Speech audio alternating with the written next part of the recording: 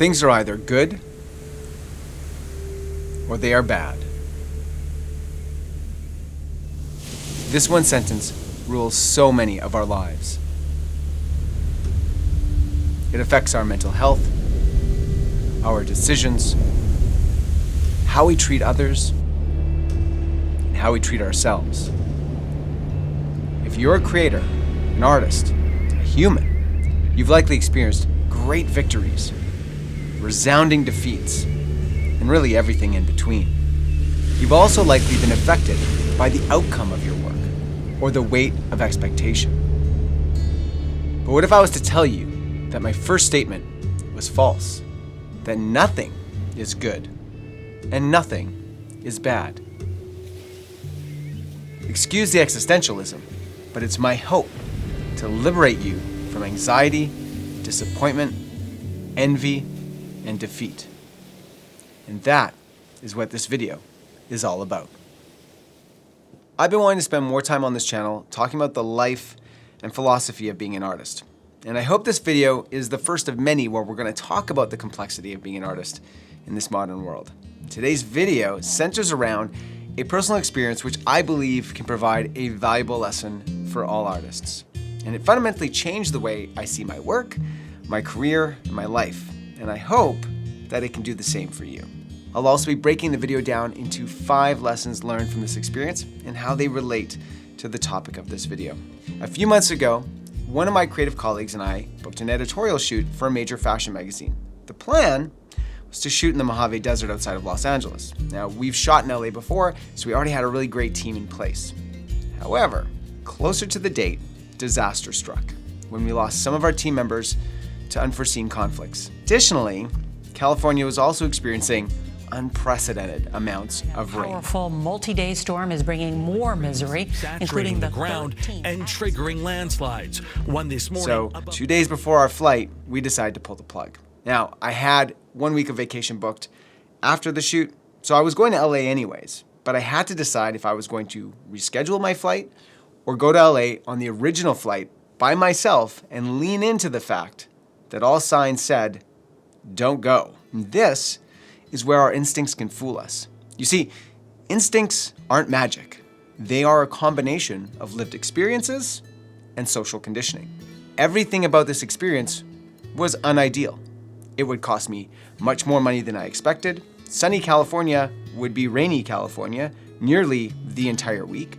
And I had nothing at all lined up to shoot. If I was to follow my instincts, they would tell me to not go.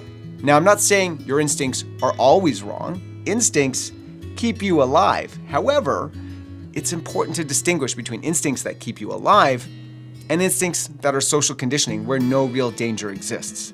And this situation definitely falls into the latter. This was an experiment, and I decided to go to LA anyways, really out of curiosity. The question I posed myself was, could I lean into the imperfect and discover something I could have never predicted?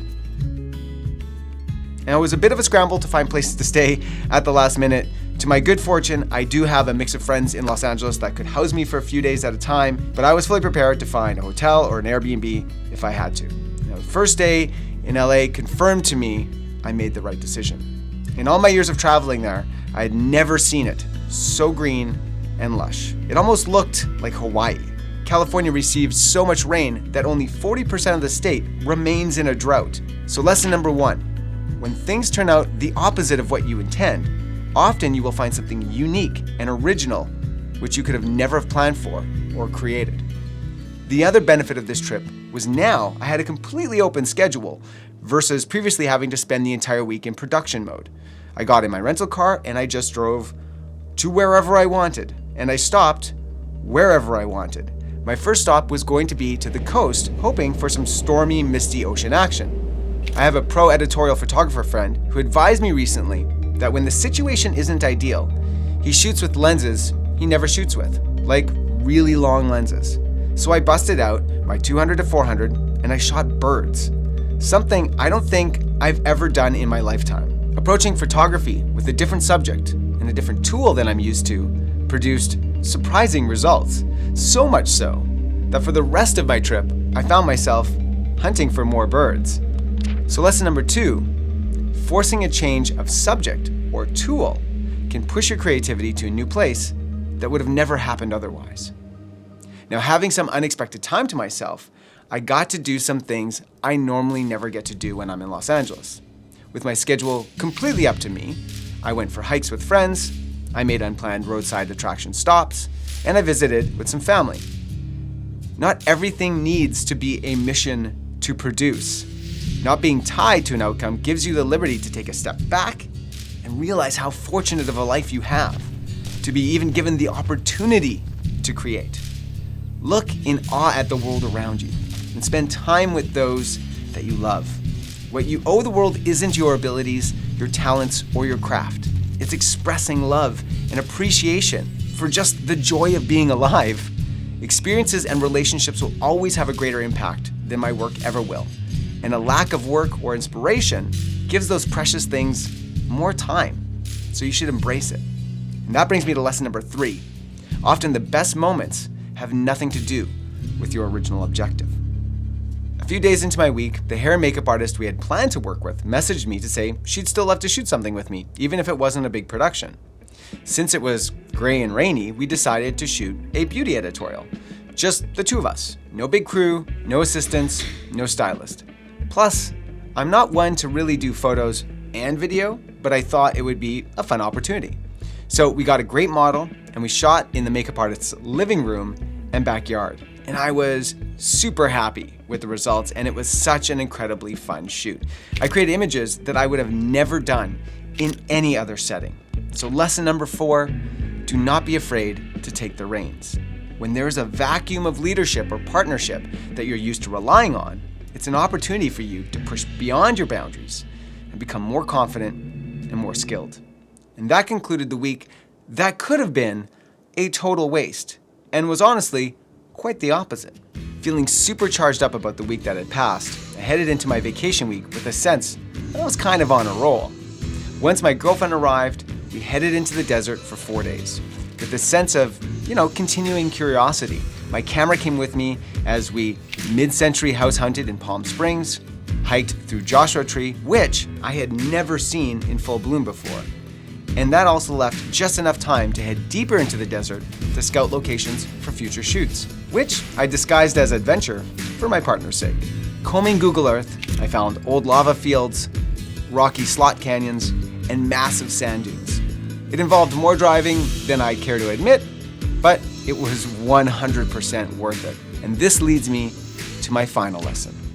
The person you become when you learn to embrace failure by finding the diamond in the rough or the silver lining is someone you may not recognize. For years, I was held hostage by expectation. All I saw was failure after failure.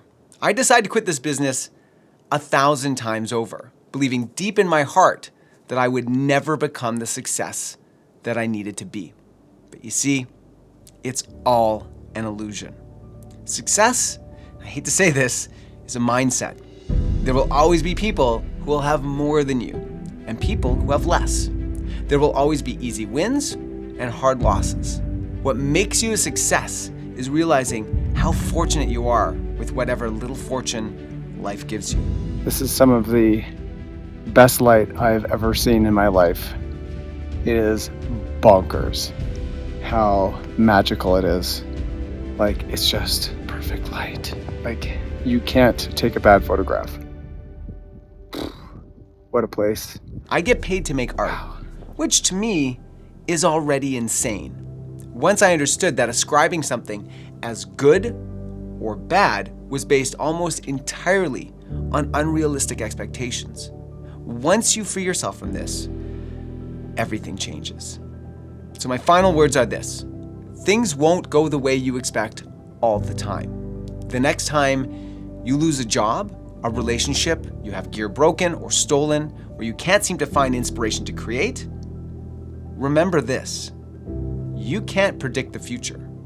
You have no guarantee that the things you think will be good will actually benefit you. Same for your failures. There is no way to predict if those failures will set you back really in any way. What you do have control over is to see that opportunity and challenge exist equally, in every situation. You just have to open your eyes and look for it. And when you do, everything changes.